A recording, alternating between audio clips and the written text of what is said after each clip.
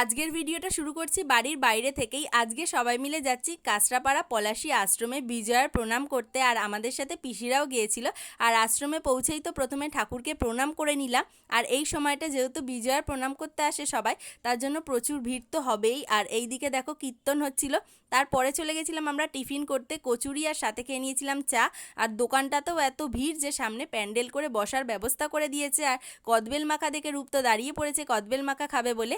আর তারপরে চলে এসেছি প্রসাদ নেওয়ার লাইনে, আর সেইখানেও প্রায় আধ ঘন্টার উপরে আমাদের দাঁড়াতে হয়েছিল। আর সামনের ভিড়টা একবার দেখো। আর ওই যে ব্যারিকেড করা জায়গাটা দেখছো, ওইখানটা বসিয়ে সবাইকে প্রসাদ খাওয়ানো হবে।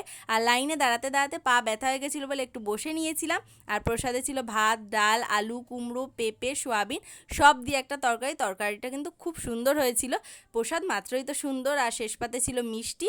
আর তারপরে সবাই মিলে এখানে বসে একটু বিশ্রাম করছিলাম, যেহেতু তাড়াতাড়ি খাওয়া হয়ে গেছিলো।